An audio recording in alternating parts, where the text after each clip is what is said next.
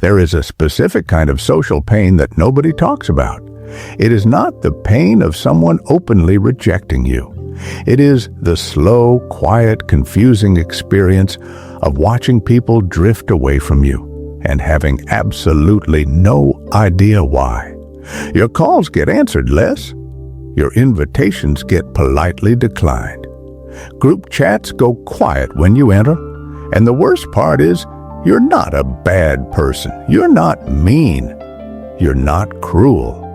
But something in the way you show up socially is triggering a psychological response in others that makes them want to create distance.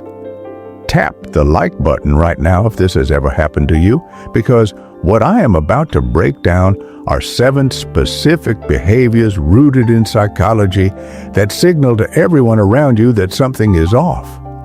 Most people do at least 2 of these without ever realizing it. Stay with me for the next few minutes, because number 4 is the one that destroys more relationships than almost anything else. When something goes wrong, your brain immediately goes into justification mode.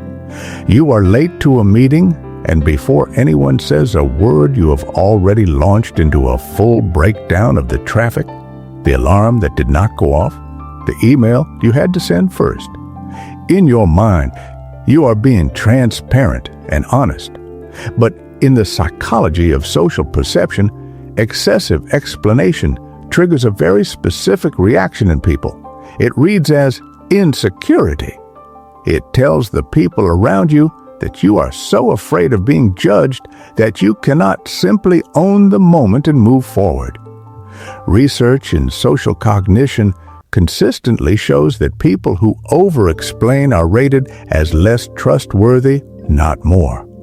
Because confidence does not need to justify itself constantly.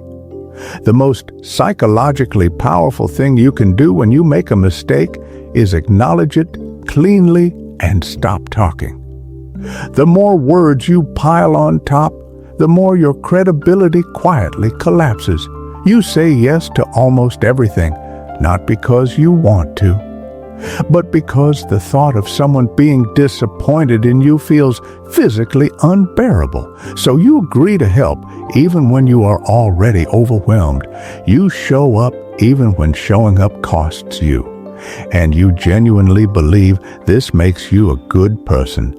But here is the psychological reality that nobody prepared you for. When you have no boundaries, people stop respecting your time. And eventually, they stop respecting you. In psychology, this is called the doormat paradox. The more available and agreeable you make yourself, the less people value your presence, because value is always tied to scarcity.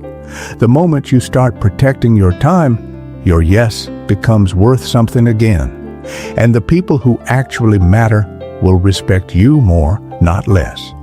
You meet someone new, and within a few conversations, you have already told them about your family drama, your past relationship that wrecked you, your financial stress, your anxiety. You think this is vulnerability. You think it builds connection. But psychologically, premature disclosure creates a completely different reaction. It overwhelms people. It puts emotional weight on a relationship that has not yet built the structure to hold it. And most importantly, it signals a lack of emotional regulation.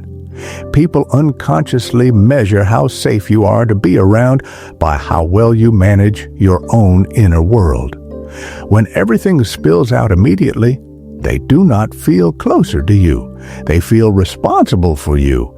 And that feeling over time makes people quietly start pulling back. You agree with everyone. You never say anything controversial. You smooth everything over and make sure no one is ever uncomfortable around you. And you have probably noticed that despite all of this effort, people do not actually seem to value your opinion that much. Here is why. In social psychology, having no distinct point of view makes you psychologically invisible. Humans are wired to be drawn to people who stand for something. not people who reflect whatever the room wants to hear. When you never disagree, never push back, never hold a position under pressure, people unconsciously categorize you as someone with no real substance. And you cannot build genuine respect without substance. The people in your life who command the most attention in a room are not the ones who agree with everyone. They are the ones who know exactly what they think and are not afraid to say it. You post something and then check every 15 minutes to see who responded. You are in a conversation, but half your attention is scanning the other person's face for any sign that they are bored or annoyed or judging you. You calibrate what you say based on what you think will land well rather than what you actually think. This behavior has a name in psychology. It is called hypervigilance to social cues. And while it feels like you are being socially aware, what it actually does is make every interaction feel slightly exhausting to the people around you, because people can feel when someone is performing rather than being present. They can feel the anxiety underneath the surface, and anxiety, over time, is draining to be around. You let everyone know how hard you are working. You mention the late nights, the early mornings, the sacrifices. You check in publicly about your grind. And while you think this demonstrates dedication, it actually communicates something completely different to the people watching. In behavioral psychology, constantly broadcasting effort is a signal of insecurity. It tells people you do not fully trust that your results will speak for themselves, so you compensate by narrating the process. The people who are genuinely regarded as high performers in any social or professional circle almost never talk about how hard they work. They let the outcome do all the talking. And that silence around their process creates a kind of quiet authority that constant effort signaling never can. Someone shares an idea with you, and before they finish the sentence, you have already started explaining why it will not work. Someone vents about a hard week, and you immediately jump in with perspective about how others have it worse. You are not doing this to be cruel. You genuinely believe you are helping. But the psychological impact of unsolicited correction is one of the most relationship-damaging forces that exists. Because what people are almost never actually asking for when they share something is a verdict. They are asking to be heard. And when you immediately move into evaluation mode, you are communicating that being right in this moment matters more to you than their experience does.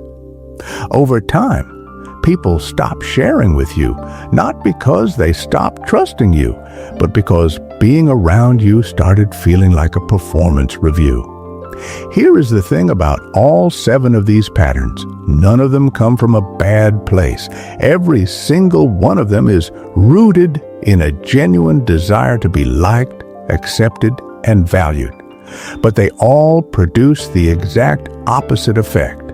And that is what makes them so psychologically dangerous, because you can spend years doing these things with the best intentions while completely unable to understand why your relationships keep thinning out.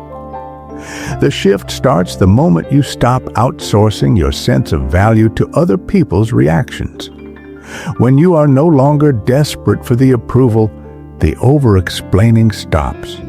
The constant yes stops. The performing stops. And what replaces all of it is a kind of quiet confidence that people are drawn to without even being able to explain why. Comment below which one of these 7 you recognized in yourself. Be honest. The self-awareness alone is already the first move toward changing it. And if this hit close to home, share it with someone who needs to hear it. Psych Layer X drops the frameworks that actually shift how you move through the world.